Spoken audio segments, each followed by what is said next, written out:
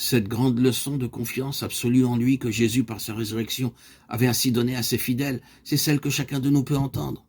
Tout homme est sûr qu'il vaincra la mort, qu'il aura la vie éternelle s'il aime Jésus de toute son âme, s'il croit en lui du fond du cœur. Il y a même dans l'évangile de cette période une scène toute simple, très belle et très réconfortante, qui montre bien que Jésus a voulu, en ressuscitant, donner l'espérance à tous les hommes, que le plus humble d'entre nous reçoit de lui une éternelle consolation. On l'appelle la scène des disciples d'Emmaüs, et je vais encore vous la raconter. C'était le dimanche soir, sur une route qui partait de Jérusalem vers l'ouest.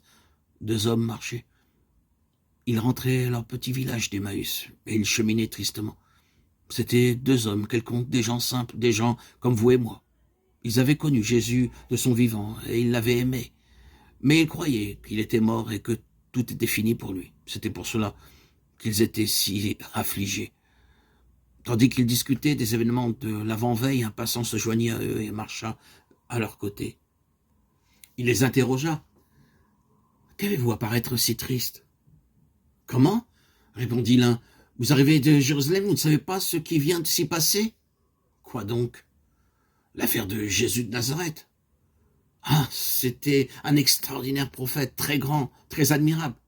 Les chefs du peuple et les magistrats l'ont fait condamner à mort et crucifié. Et nous, qui pensions qu'il était vraiment le Messie qui libérerait Israël. » Et l'autre ajouta, « À vrai dire, quelques femmes prétendent bien que ce matin, elles ont trouvé son tombeau vide, que des anges leur ont apparu et leur ont assuré qu'il était vivant. Mais vous, croyez-vous qu'un homme réellement mort puisse ressusciter ?»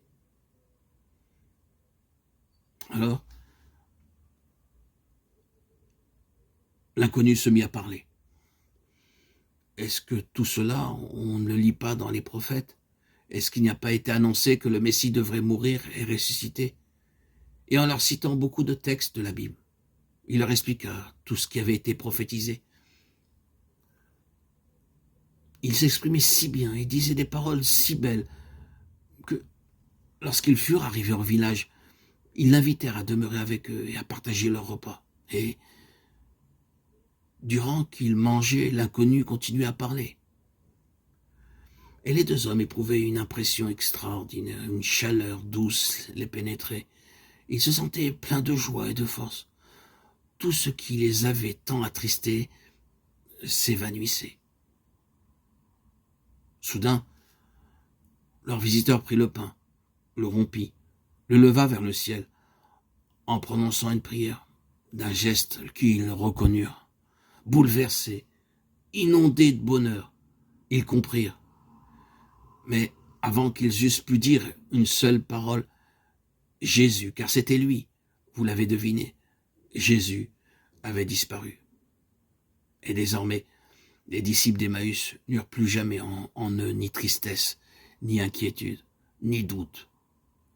En disparaissant, le Maître leur avait laissé dans le cœur la foi et la joie.